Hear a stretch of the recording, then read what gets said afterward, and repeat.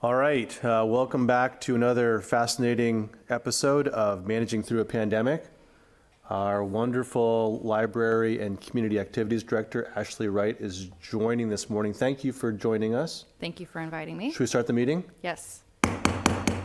Okay, well, we talked about having something a little bit witty, not edgy, but trying to make this a little bit more fun about staying at home for Thanksgiving.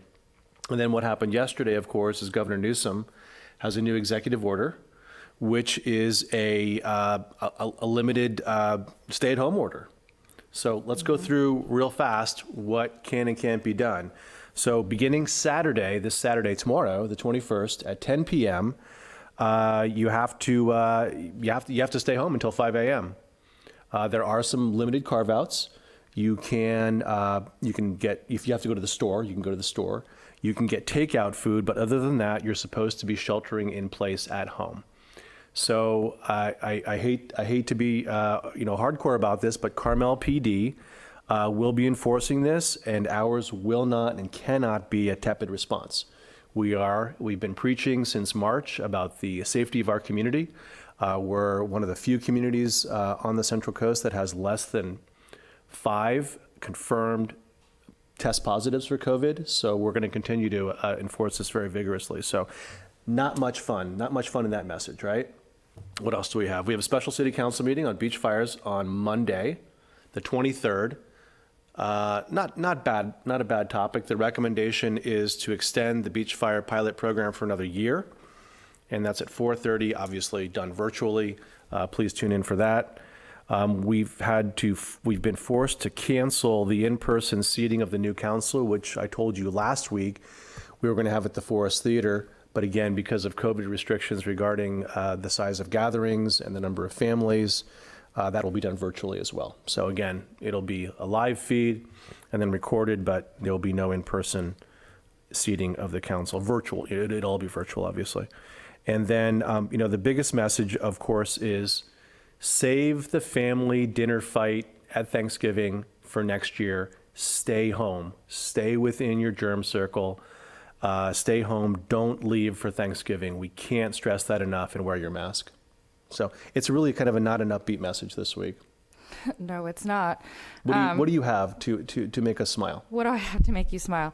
I have a lot of thanks to give, actually. That's a good week for it. I do want to remind people that we're pausing library services during the Thanksgiving week, November 21st through the 29th. Well, that's not very upbeat. It is not very upbeat, but our online services are available 24/7, and there have been a number of our library patrons who have gotten on board with our e-readers and streaming and downloading through this pandemic. Kudos to them for figuring it out. I know it's been a challenge. We've talked to a number of you over the phone, but you've done a great job. And so those things will still be available to everybody through the Thanksgiving holiday. And you've actually worked with some people to move from hardcover books to virtual books, including our own Barbara Podoloff, Copies by the Sea. Yes, she has become a convert. So she's doing both things now, but she has her e-reader, and she is working with that and loving it. So that has been a great thing to see during the pandemic. Great job. People Great job, adapting Ashley. and getting used to our online services. And I can't stress enough how much I want to thank our library patrons through the pandemic for their patience with us as library staff as we work our way through reinventing library services. And I know there have been changes on and off, and everybody has just rolled with it and been so kind over the phone and through email, and we can't say enough how thankful we are for you and how much we appreciate you.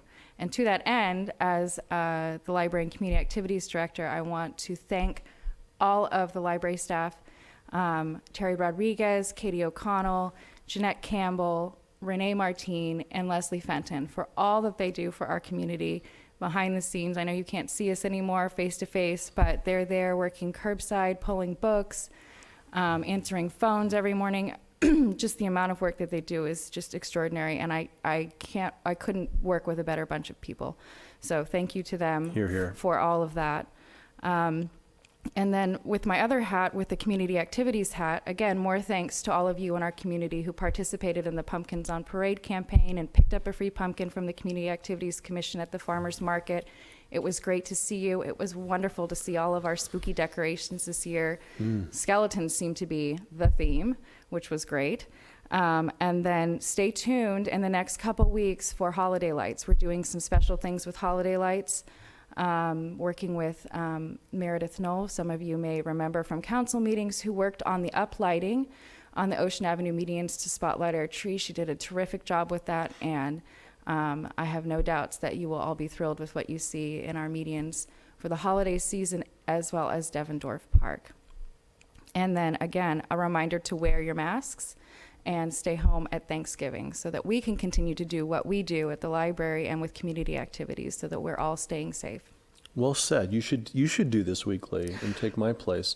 So what's your schedule to hopefully have we were hanging lights on the holiday tree on Monday or Tuesday. We were. What's your thought on the lighting the medians? We will start probably hanging lights next week. So you'll see public works crews out there and volunteers in Devendorf Park. And then we're looking towards the end of the week of December the 4th. That would have been our tree lighting day. We are not flipping the switch at a designated time on all of the lights. So don't show up at the park hoping that we do not want any kind of gathering.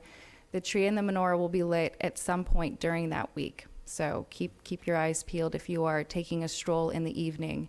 We're hoping to keep the same time frame that we normally would during a regular, not pandemic year. Perfect. Thanks, Ash. And thanks for doing what you do for the village. Very grateful. Thank you, Chip. What do you say at the end? Oh, goodness. Take good care. Take good care.